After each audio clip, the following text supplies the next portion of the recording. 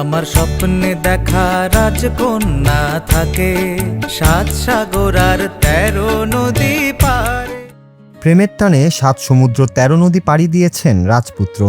এমন অনেক লোকগল্প আমরা শুনেছি ছোটবেলায়, কিন্তু এবার রাজপুত্র নয়, আক্ষরিক অর্থেই 7 সমুদ্র 13 নদী পেরিয়ে প্রেমের টানে ছুটে এসেছেন এক রাজকন্যা। হ্যাঁ, বলছি মালয়েশিয়ান তরুণী নূর হিদায়ার কথা, যিনি বাংলাদেশে এক যুবকের প্রেমের টানে সুদূর মালয়েশিয়া থেকে ছুটে এসেছেন বরিশালের গৌর নদীতে। শুধু তাই নয়, প্রেমের টানে বাংলা ভাষাকেও আপন করে নিয়েছেন এই বিদেশিনী। বাংলাদেশি স্বামী সোহেল খলিফার পাশে বসে গাইছেন আমাদের জাতীয় সঙ্গীত।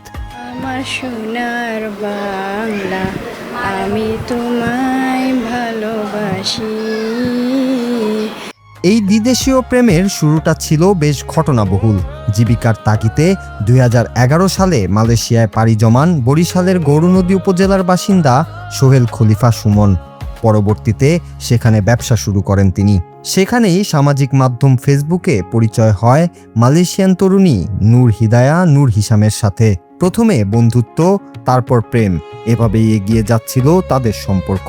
দুটি মানুষের দুটি দেশ, কিন্তু মন যেন একই সুতোয় গাঁথা। সেই সুতোর টানেই তাদের সম্পর্ক গড়ায় বিয়ের পিঁড়িতে।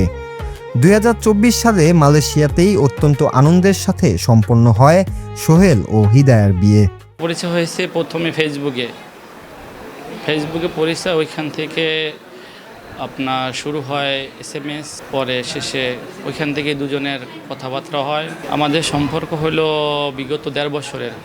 পাত্রী নিয়ে আসছি বলতে সে এখন আমার বিবাহিত ওয়াইফ। আমি ওইখানে বিবাহ করে নিয়ে বাংলাদেশে আমার অনুভূতি অনেকই ভালো, খুবই ভালো একজন লাইফ পার্টনার পাইছি। বিয়ের পর দীর্ঘ 2 বছর কেটে গেছে সুদূর মালয়েশিয়াতেই, কিন্তু নারীর টান আর শ্বশুরবাড়ির মানুষদের দেখার ব্যাকুলতা তো আর কমছে না।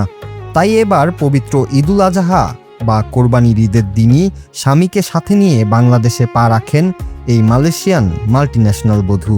ঢাকার হযরত শাহজালাল আন্তর্জাতিক বিমানবন্দরে পা রাখতেই শ্বশুরবাড়ির পক্ষ থেকে তাদের ফুল দিয়ে উষ্ণ অভ্যর্থনা ও রাজকীয় বরণ করে নেওয়া হয়। সুদূর বিমানবন্দর থেকে যখন এই ভালোবাসার জুটি বরিশালের গৌরনদী উপজেলার নাঠই গ্রামের বাড়িতে পৌঁছায়, তখন চারিদিকে যেন আনন্দের জোয়ার বয়ে যায়। Bangladesh memang okey. Lagi semua orang layan saya dengan baik. Diorang jaga makan, sayang kat saya lah. বিদেশি পুত্রবধূকে বরণ করতে সোহেলের পরিবারে এখন উৎসবের আমেজ। এই পুনর্মিলন উপলক্ষে সোমবার রাতে জমকালো গায়ে হলুদ এবং মঙ্গলবার দুপুরে প্রবাসী সোহেলের বাড়িতে বিশাল এক বউ ভাতের আয়োজন করা হয়। বুধবার দুপুরেও অনুষ্ঠিত হয় বিবাহ পরবর্তী নানান উৎসব। এদিকে সুদূর মালয়েশিয়া থেকে আসা এই মিষ্টি কনেকে এক নজর দেখার জন্য প্রতিদিন আশেপাশের গ্রাম থেকে শত শত কৌতূহলী মানুষ ভিড় জমাচ্ছেন ওই বাড়িতে। বরিশালের গ্রামীণ প্রকৃতি আর মানুষের ভালোবাসায় মুগ্ধ নূর হিদায়া ভাঙা ভাঙা বাংলায় সবাইকে শুভেচ্ছা জানাচ্ছেন। দেশ কিংবা ভাষার দূরত্ব যে সত্যিকারের ভালোবাসার কাছে কোনো বাধাই নয়, বরিশালের এই ঐতিহাসিক বৌভাত আর মানুষের ভালোবাসাই তার অনন্য প্রমাণ। Bangla TV news desk.